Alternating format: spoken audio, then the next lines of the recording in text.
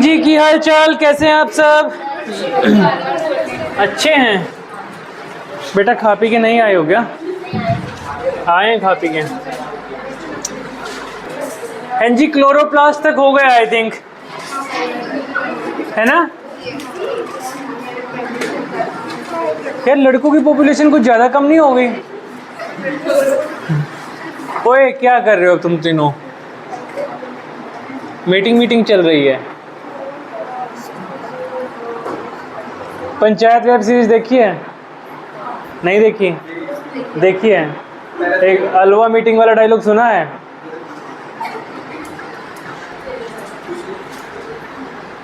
हाँ जी, इतने में कोई डाउट है तो बताइए किसी को भी।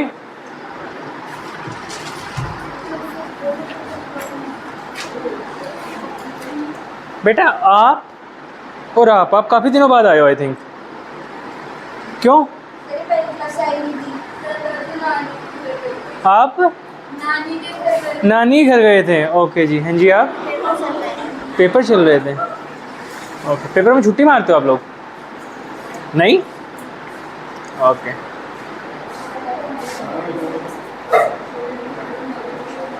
मिस्टर इब्राहिम नहीं आया आज? इब्राहिम क्यों नहीं आया? उसके बिना यार पॉइंट किस पे मारूंगा मैं? हाँ, मिलने गया हुआ। नहीं, वो एक ऐसा बंदा है जो पॉइंट को हजम कर लेता है, ये उसको बुरा नहीं लगता। चलिए जी, आज एक्टिविटी डिस्कस करते हैं सबसे पहले। बेटा हो गई बातें खत्म, बस करें सेशन शुरू। अच्छा, कुछ होमवर्क था क्या? डाउट्स हैं? नहीं है? सर यहाँ पे ना दो क्वेश्चन है। एक पूछा गया है कि क्राइटेरिया क्या होता है एक पर्सन को अलाइव बोलने का, और एक है कि फोर्थ वाला कौन सा और फोर्थ वाला भी उसकी जैसे है। तो ये तो हम डिस्कस कर चुके हैं ना कि अलाइव बोलने का क्राइटेरिया क्या है। तो न्यूट्रिशन में लिखना है, ये सारे तो लिखने ही है क्योंकि लाइव प्रोसेस की पार्ट है। But the thing is, you like रखे हुए हो अभी? यू लाइक रखे हो? नहीं, कोई नहीं, लास्ट में करा दूंगा मैं सारे के सारे प्रॉपर आंसर जो आपको चाहिए ना वो लिखवा दूंगा मैं। आ गए। Hello mister Ibrahim, I was missing you man, बहुत ज़्यादा। कुछ दिखा ही नहीं। बट इतना लेट क्यों आया? गेड़िया मार रहा था स्कूटी में और हाँ भी बोल रहा है बेवकूफ़। अब बच्चे ज़्यादा हुए, अब तो कह रहे थे कम होते हैं साइंस में। हाँ जी, क्लोरोफिल फोटोसिंथेसिस के प्रोसेस के लिए बहुत ज़रूरी है। ये हम कैसे साबित कर सकते हैं? वैसे इस एक्टिविटी के थ्रू हम साबित करेंगे इस चीज़ को कि why chlorophyll is essential for photosynthesis. But still अगर आप लोगों को कोई आइडिया है, कोई भी देना चाहे तो बता सकता है। वो हीट एब्जॉर्ब करता है और वो सनलाइट एब्जॉर्ब करता है, तो हम इसलिए कह सकते हैं कि chlorophyll is essential for photosynthesis. सीधी सी बात है, एक प्लांट लेंगे, क्रोटोन प्लांट, इस पर वेरीगेटेड लीव्स होते हैं। Croton plant, money plant same चीज़ है, ठीक है ना? बेसिकली एक मनी प्लांट लेंगे, मनी प्लांट लगभग हर एक के घर में मिल जाता है। वेरीगेटेड लीव्स का मतलब है कि थोड़ी थोड़ी ग्रीन और थोड़ी थोड़ी येलो, कुछ इस टाइप की जो लीव्स होती है ना, उनको वेरीगेटेड लीव्स बोल देते हैं, ठीक है? तो मनी प्लांट को डार्क रूम में रखेंगे 3 दिन के लिए, ठीक है जी?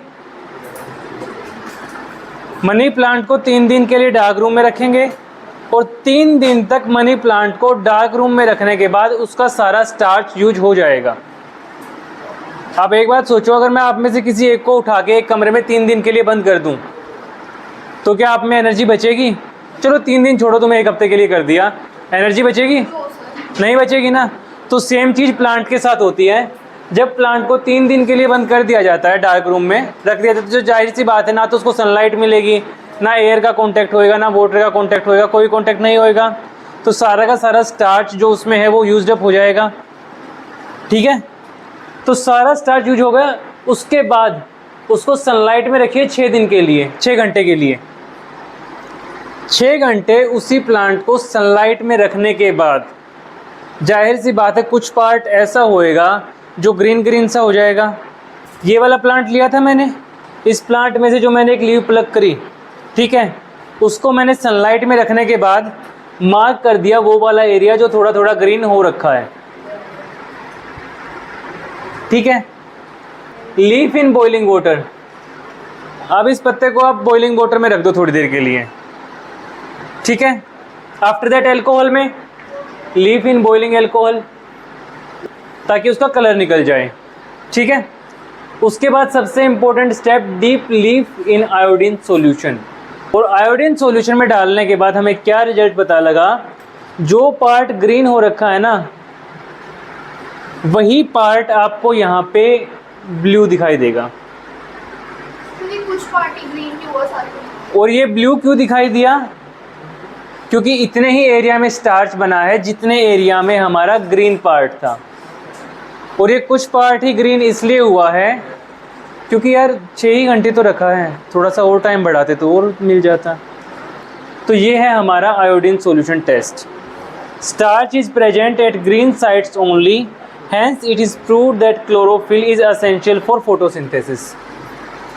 ठीक है जी, कोई डाउट किसी को? स्टार्च पूरे में क्यों? अगर पूरे में स्टार्च बन जाता तो ये कैसे साबित होता कि क्लोरोफिल ही ज़रूरी है? जितने पार्ट में क्लोरोफिल है उतने में ही तो स्टार्च बनेगा ना। अगर पूरे में स्टार्च बन गया तो क्लोरोफिल की इंपॉर्टेंस का क्या फ़ायदा? ठीक है। हाँ जी, सीधी सी बात है, आपने मनी प्लांट लिया विद वेरीगेटेड लीव्स, ठीक है। उसके बाद डार्क रूम में रखा प्लांट को 3 डेज़ के लिए। 3 डेज़ के लिए डार्क रूम में क्यों रखा? ताकि उसका सारा स्टार्च यूज अप हो जाए, जितनी भी उसमें एनर्जी है सारी की सारी ख़त्म हो जाए, ठीक है। अब जाहिर सी बात है उसमें दोबारा एनर्जी पैदा हो, इसके लिए उसको सनलाइट में रख दिया 6 घंटे के लिए, ठीक है। 6 घंटे के लिए सनलाइट में उसको रखने के बाद क्या हुआ, एक्टिव हो गया, कुछ पार्ट ग्रीन ग्रीन हो जाएगा, ऐसी ऐसी कुछ अब हमारी लीफ दिखेगी, प्लांट की जो भी लीव्स होंगी कुछ ऐसी ऐसी दिखेंगी सनलाइट में प्लांट को रखने के बाद 6 घंटे के, ठीक है। तो थोड़ा थोड़ा पार्ट ग्रीन हो जाएगा, ठीक है जी। Leaf in boiling water, leaf को बॉइलिंग वाटर में डाल दिया, उसके बाद अल्कोहल में डाला कलर को रिमूव करने के लिए, उसके बाद आयोडीन सॉल्यूशन वाला टेस्ट कर दिया। अब आयोडीन सॉल्यूशन ने मुझे क्या दिखाया, जो पार्ट ग्रीन हो रखा था सिर्फ वही पार्ट ब्लू हुआ है। और ग्रीन पार्ट कौन सा होता है? जहाँ पे क्लोरोफिल होता है, ठीक है। तो क्लोरोफिल जिस पार्ट में था उसी पार्ट में स्टार्च बना है, ठीक है। स्टार्च बना है मतलब अब पौधे में एनर्जी आ गई है। On this basis we can say कि chlorophyll is essential for the photosynthesis. कोई डाउट या एक बार और रिपीट किया जाए? हाँ, क्योंकि आयोडीन बेहतर रिजल्ट दे देता है। किस किस को समझ में नहीं आया एक बार और रिपीट करना है, क्योंकि 2 एक्टिविटी हैं, दोनों की दोनों में ढंग से कराना चाहता हूँ आप लोगों को। एक बार और रिपीट कर दूँ। आप एक मनी प्लांट लोगे with variegated leaves. Variegated leaves मतलब कहीं कहीं से ग्रीन होंगी और कहीं कहीं से येलो होंगी, ठीक है, फर्स्ट स्टेप। सेकंड स्टेप में डार्क रूम में रखोगे मनी प्लांट को 3 दिन के लिए, ताकि पूरी की पूरी जो स्टार्च है उसका यूज्ड अप हो जाए, ख़त्म हो जाए पूरी तरह से, एनर्जी ख़त्म। थर्ड पॉइंट, सनलाइट में रखेंगे अब उसी प्लांट को 6 घंटे के लिए। 6 घंटे तक सनलाइट में रखने के बाद उसमें थोड़ी बहुत एनर्जी आएगी। इट इज़ लाइक जैसे किसी इंसान को कमरे में रखते हैं 4-5 दिन के लिए, तो उसकी पूरी एनर्जी यूज अप हो जाती है, तो वो बिल्कुल खाली खाली बाहर आता है। फिर उसको खाना खिलाओगे, थोड़ा थोड़ा पार्ट वो हो जाएगा, एक्टिव हो जाएगा। सिमिलरली प्लांट के साथ होता है। Sunlight for 6 hours. 6 घंटे की सनलाइट के बाद आप एक लीफ तोड़ोगे, उस लीफ को आप बॉईल करोगे वाटर में, अल्कोहल के साथ उसको बॉईल करोगे ताकि सारा का सारा कलर बाहर निकल जाए। उसके बाद सीधा आयोडीन टेस्ट होएगा। आयोडीन टेस्ट क्या करेगा, जिस पार्ट में ग्रीन हिस्सा आया है, लीफ का जो जो पार्ट ग्रीन है, कौन सा पार्ट ग्रीन होगा? जहाँ पे क्लोरोफिल होएगा, ठीक है। उसी पार्ट को जब मैं आयोडीन टेस्ट करता हूँ तो वही पार्ट आपको ब्लू दिखाई देगा। इसका मतलब क्या है कि स्टार्च उस पार्ट में बना है पौधे के जिस पार्ट में क्लोरोफिल था, ठीक है। तो इससे ये साबित होता है कि स्टार्च सिर्फ वहाँ बन रहा है जहाँ पे क्लोरोफिल है। मतलब जहाँ क्लोरोफिल नहीं है, यानी कि जो खाली वाला पार्ट है, वहाँ पे क्या हुआ? वहाँ कुछ नहीं हुआ, no reaction. That's why we can say कि chlorophyll is essential for photosynthesis. हाँ जी, लास्ट वाली एक्टिविटी ये डिटरमाइन करने के लिए थी कि whether chlorophyll is essential for the photosynthesis and how, ठीक है। एंड ये वाली एक्टिविटी इसलिए है कि how carbon dioxide is essential for the photosynthesis. तो सेम चीज़ें करेंगे इसमें भी, बट इतना सा फ़र्क है कि पिछले वाली जो एक्टिविटी थी उसमें हमने क्लोरोफिल डिटरमाइन करना था और कुछ एक्स्ट्रा यूज नहीं करना पड़ा था। यहाँ पे हमें KOH एक्स्ट्रा यूज करना पड़ेगा, क्योंकि KOH यानी कि पोटेशियम हाइड्रोक्साइड जो है वो कार्बन डाइऑक्साइड को एब्जॉर्ब कर लेता है। ठीक है, तो एक पोर्ट में हम कार्बन डाइऑक्साइड ले लेंगे, एक में कार्बन डाइऑक्साइड नहीं लेंगे, और उस बेसिस पे ये डिटरमाइन करने की कोशिश करेंगे कि कैसे फोटोसिंथेसिस एसेंशियल है, मतलब जैसे कैसे कार्बन डाइऑक्साइड एसेंशियल है फॉर फोटोसिंथेसिस। ठीक है, same cheese, 2 healthy potted plant of nearly same size, तो 2 हेल्दी पोटेड प्लांट ले लिए नियरली सेम साइज के।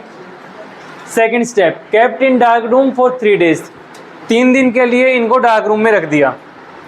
ठीक है, डार्क रूम में रखेंगे तो जाहिर सी बात है सेम सिचुएशन होगी, सारा स्टार्चअप वगैरह यूज्ड अप हो जाएगा।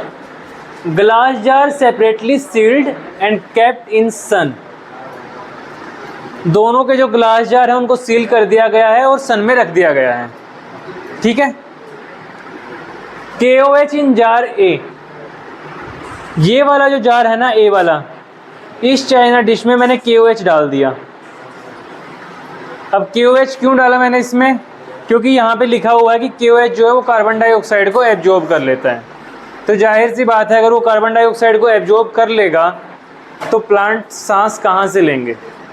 अगर आपको ऑक्सीजन ना दी जाए तो आप कहाँ से सांस लोगे, सीधी सी बात है। ठीक है, next step, potassium hydroxides absorbs carbon dioxide. ठीक है, next step, plants in sunlight for 2 hours, plant को सनलाइट में रखेंगे 2 घंटे के लिए। पिछली एक्टिविटी में कितने घंटे था क्लोरोफिल वाली में, 6 घंटे।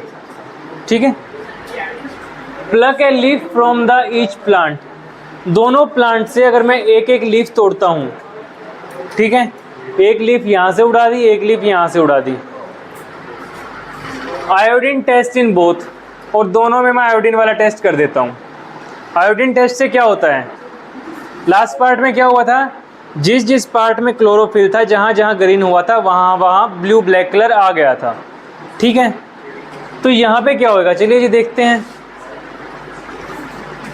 विदाउट KOH, मतलब जिस जार में KOH नहीं है, यानी कि इस वाले में KOH नहीं था। ठीक है, यहाँ पे आयोडीन टेस्ट आया है positive, blue black colour can be seen. ठीक है, लेकिन जिसमें KOH था वहाँ पे क्या हुआ, वहाँ पे आयोडीन टेस्ट आया negative, blue black colour can not be seen. ये नेगेटिव क्यों आया यहाँ पे, क्योंकि यहाँ पे जो कार्बन डाइऑक्साइड थी जो पौधे को जिंदा रखे हुए थी वो ख़त्म हो गई, KOH ने एब्जॉर्ब कर ली। ठीक है, इसलिए यहाँ पे आयोडीन टेस्ट नेगेटिव आया। और जब पौधा जिंदा ही नहीं बचेगा तो लगता है कि वो आगे कुछ कर पाएगा, नहीं कर पाएगा, फोटोसिंथेसिस वगैरह तो भूल ही जाओ। Similarly on this basis we can say that carbon dioxide is essential for photosynthesis. ठीक है, समराइज करो दोबारा से या समझ गए, कर दूं? ओके,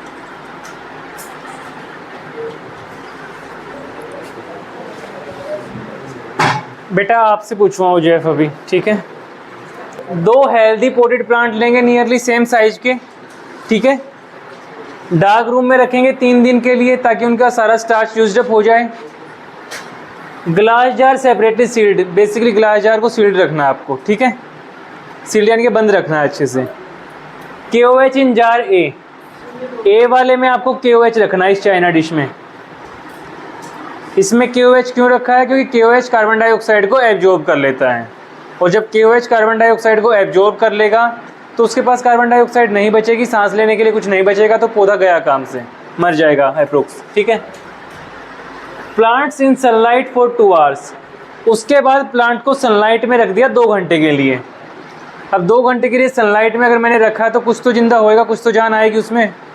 ठीक है, pluck a leaf from each plant, दोनों से एक एक लीफ तोड़ोगे और उसके ऊपर आप आयोडीन टेस्ट कर दोगे।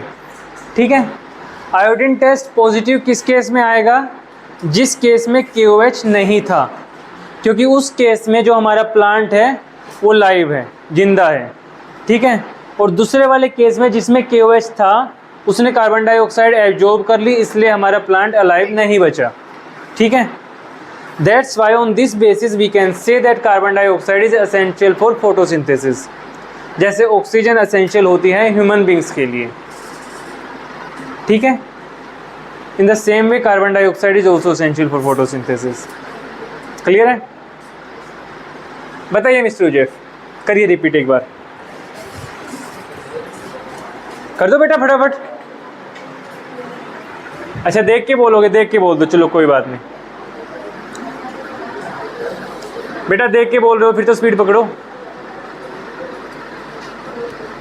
हाँ जी आप बताइए, क्या नाम है बेटा आपका? अनम अरहम, ओके। हाँ जी अरहम बताइए। तुम लोग स्माइल तो ऐसे देते जैसे आंसर खटैक से निकल के आएगा। मिस्टर अली जवाब देंगे आज। वेरी गुड, ठीक है जी। हर किसी को डार्क रूम में इसलिए रखते हैं ताकि एनर्जी यूज अप हो जाए। तो बेटा कौन सा मीनिंग जानना, जब लिटरल पता है तो? Okay okay okay okay okay,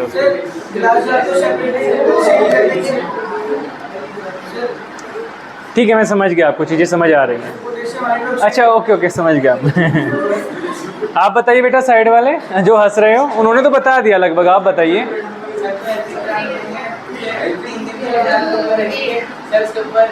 फटाफट लिख लो यार, मैं बाद अलग से टाइम नहीं देने वाला लिखने के लिए।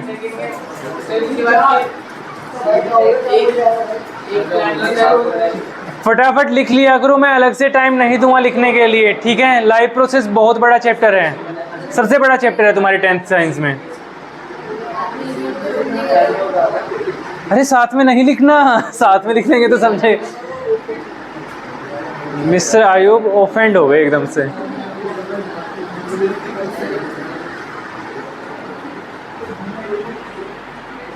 स्कूल में आपको थोड़ी बहुत एक्टिविटी कराई जाती है? कोई भी एक्टिविटी नहीं कराई जाती?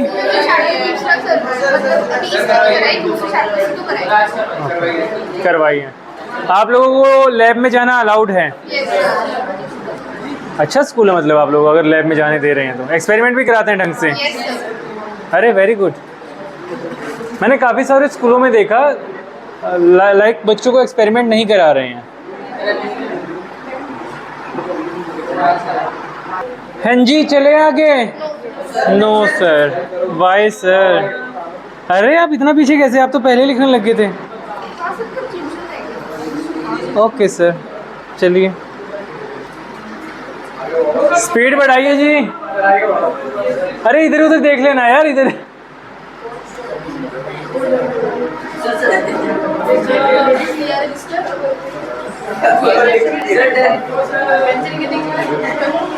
हाँ जी, दो टाइप के मोड ऑफ न्यूट्रिशन की हम बात कर चुके हैं। The first one is autotrophic mode of nutrition, second one is heterotrophic mode of nutrition. Autotrophic mode of nutrition में हमने दो पार्ट डिवाइड किए थे, कौन कौन सा? Chemosynthesis and second one is photosynthesis. Chemosynthesis में क्या होता है? केमिकल एनर्जी का यूज करके खाना बनाया जाता है, और फोटोसिंथेसिस में क्या होता है? सनलाइट का यूज करके खाना बनाया जाता है, ठीक है? हेटरोट्रोपिक मोड ऑफ न्यूट्रिशन के 3 टाइप हैं।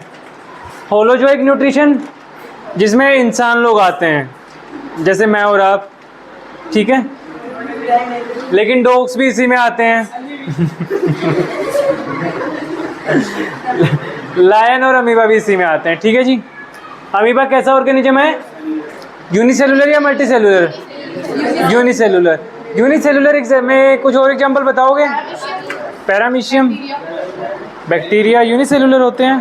कुछ होते हैं, कुछ नहीं। दोनों होते हैं, यूनिसेलुलर भी नहीं, बैक्टीरिया दोनों में आते हैं। हाँ, कुछ होते हैं, कुछ नहीं। जी जी जी। पैरासाइटिक न्यूट्रिशन, पैरासाइटिक न्यूट्रिशन में क्या आता है? पैरासाइट क्या करते हैं? बेटा आवाज़ थोड़ी कम करिए, आवाज़ ज़्यादा आ रही है पीछे से, थोड़ी सी कम करो। ठीक है जी। पैरासाइट क्या करते हैं? ब्लड सक करते हैं होस्ट बॉडी में से, ठीक है? कहने का मतलब ये है कि ये जहाँ पे रहते हैं उसी का खून चूसते हैं, ठीक है? ऐसा एक प्लांट भी है कसकटा, अमरबेल जिसको बोलते हैं, ठीक है? होलोजोइक में क्या आएगा? आप खाना खाओगे और खाने का डाइजेशन इनसाइड द बॉडी होएगा, ठीक है? Ingest whole food and digest it inside the body. ठीक है, यहाँ पे डाइजेशन इनसाइड द बॉडी हो रहा है, जबकि मैं सेप्रोफाइटिक की बात कर रहा हूँ, यहाँ पे आउटसाइड द बॉडी होएगा। तो होलोजोइक और सेप्रोफाइटिक में एक बेसिक डिफरेंस ये है कि यहाँ पे इनसाइड द बॉडी डाइजेशन होता है, यहाँ पे आउटसाइड द बॉडी डाइजेशन होता है। ठीक है, अगर मैं पैरासाइटिक न्यूट्रिशन की बात करता हूँ, इसका मोस्ट कॉमन एग्जांपल लिया जाता है बालों में जो जुएं होते हैं। ठीक है, द थिंग इज जिस भी बॉडी में जाएंगे उसको वहाँ से ब्लड शक करते हैं वो। ठीक है, और similarly in case of plant, इसमें नॉर्मली जिस प्लांट का एग्जांपल लिया जाता है वो है कसकटा, अमरबेल। ये अपने होस्ट प्लांट से न्यूट्रिएंट्स, मिनरल, वाटर सब ले लेता है, क्योंकि इसके पास इन चीज़ों की लैक होती है। ठीक है, तो अगर मैं प्लांट की बात करता हूँ पैरासाइटिक में तो एग्जांपल आएगा कसकटा, और अगर मैं ह्यूमन बॉडी में बात करता हूँ तो जुएं वगैरह आ जाते हैं, टिक्स, लाइस, लीचेस। ठीक है, ओके जी। यहाँ पे भी डाइजेशन कहाँ होगा, इनसाइड या आउटसाइड? यहाँ पे इनसाइड होगा जी। तो इतनी सी बात थी यार। एग्जांपल क्या है इनमें, ह्यूमंस, डॉग, लायन, अमीबा, यहाँ पे fungi like yeast, bread moulds and mushroom. हैं जी, हेटेरोट्रोपिक न्यूट्रिशन की तीनों चीज़ें समझ में आ गई ढंग से? आपको एक ही पॉइंट ध्यान में रखना है बेसिकली डिफरेंशिएशन के लिए, यहाँ पे डाइजेशन इनसाइड द बॉडी हो रहा है, यहाँ आउटसाइड द बॉडी हो रहा है, और यहाँ पे बेसिकली होस्ट प्लांट से ही मिनरल, न्यूट्रिएंट, वाटर लिया जा रहा है। सिर्फ ये 3 पॉइंट याद रखने हैं और सारे के सारे कवर हो जाएंगे। ठीक है, चले आगे। बेटा 5 मिनट रहते हैं, नहीं 5 मिनट बाद छोड़ूंगा क्योंकि लेट आए हैं आप लोग। कसकटा के बारे में बता चुके हैं जी, अभी डिस्कस किया है। कौन से में आएगा, होलोजोइक में, पैरासाइटिक में, सेप्रोफाइटिक में? पैरासाइट में। क्या करता है, अपने होस्ट प्लांट से वाटर, मिनरल और न्यूट्रिएंट ले लेगा। क्या ले लेगा? वाटर, मिनरल्स और न्यूट्रिएंट्स जो भी हैं। It lacks chlorophyll. एंड जी, आपको एक ऐसा प्लांट भी मिल गया है जिसमें लैक होती है क्लोरोफिल की। ठीक है, and can not perform photosynthesis. शायद इसलिए इसको अपने होस्ट प्लांट पे डिपेंड रहना पड़ता है अपने खाने पीने की नीड्स के लिए। जैसे अभी आप मम्मी पापा पे डिपेंड हो, सेम चीज़ है। सो यू आर ऑल्सो कसकटा, सेम चीज़ है ना? बट सर हम तो भी बच्चे हैं ना। It is fully dependent on its host for water, minerals and organic compounds. ठीक है जी, फटाफट लिख लीजिए जिसको लिखना है।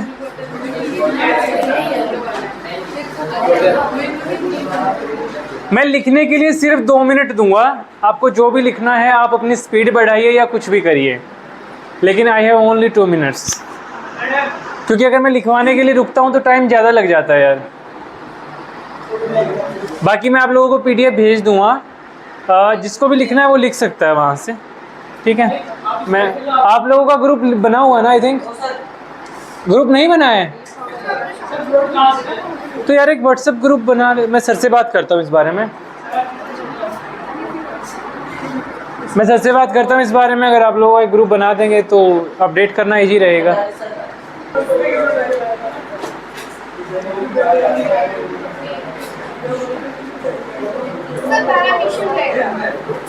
बेटा आएगा, अभी आएगा। ये पैरामीशियम है तो अमीबा भी है, पैरामीशियम भी है। ठीक है। ऐसी कोई चीज़ है ही नहीं जो मैं छोड़ता हूँ नोट्स में। अगर मैं बोला था कि MBBS वाले बच्चों ने बनाए हैं तो छोड़ा तो कुछ नहीं होगा। स्टिल अगर कुछ भी रह जाता है तो मैं करा दूंगा। 2 टाइप के ऑर्गेनिज्म होते हैं, मल्टी सेल्यूलर और यूनिसेल्यूलर। ठीक है, यूनिसेल्यूलर जो ऑर्गेनिजम्स होते हैं, unicellular organism obtain their food through the process of diffusion, क्योंकि उनका इंटायर बॉडी सरफेस एनवायरनमेंट के कांटेक्ट में होता है।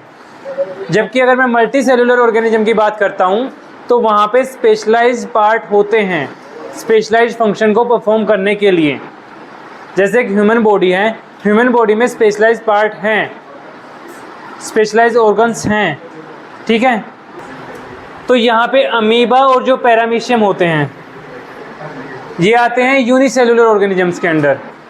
यूनिसेल्यूलर ऑर्गेनिज्म यानी कि जो सिंगल सेल जिनके पास सिंगल सेल होता है, और ये डायरेक्ट एनवायरनमेंट के कांटेक्ट में आते हैं, डिफ्यूजन का प्रोसेस होता है, ऐसे ये न्यूट्रिशन को ऑब्टेन करते हैं। ठीक है, ह्यूमन बींग्स में जैसे लीवर है, पेनक्रियाज है, स्टमक है, अलग अलग बॉडी पार्ट अलग अलग टाइप का फंक्शन करेगा और हेल्प करेगा न्यूट्रिशन को ऑब्टेन करने में। ठीक है, सही है, सही है। Since the food and the way it is obtained differ, the digestive system is different in various organisms. देखो जी, सीधी सी बात है, खाने को ऑब्टेन करने का अलग अलग ऑर्गेनिजम्स का जो तरीका है वो अलग अलग है। ठीक है, जैसे पौधे अपने आप खाना बना लेते हैं, ह्यूमन बींग्स किसी और पे डिपेंड है खाने के लिए। तो जिस प्रकार हर एक का न्यूट्रिशन को ऑब्टेन, खाने को ऑब्टेन करने का तरीका अलग अलग है, तो हर एक का डाइजेस्टिव सिस्टम भी अलग अलग टाइप का है। ठीक है, in single cell organism the food में be taken in by the entire surface. Single cell में फूड को कैसे लिया जाता है? एंटायर सरफेस के द्वारा, by the process of diffusion, जैसा कि अमीबा और पैरामीशियम करते हैं। ठीक है, दोबारा गर्दन पीछे नहीं मुड़नी चाहिए आपकी। ठीक है, as the complexity of the organism increases, different parts become specialised to perform different functions. जैसे ही कॉम्प्लेक्सिटी बढ़ेगी, ऐसे डिफरेंट पार्ट्स स्पेशली ऑर्गेनाइज हो जाते हैं पर्टिकुलर फंक्शन को करने के लिए। यही चीज़ आपको 2 मिनट पहले बताई है मैंने। ठीक है,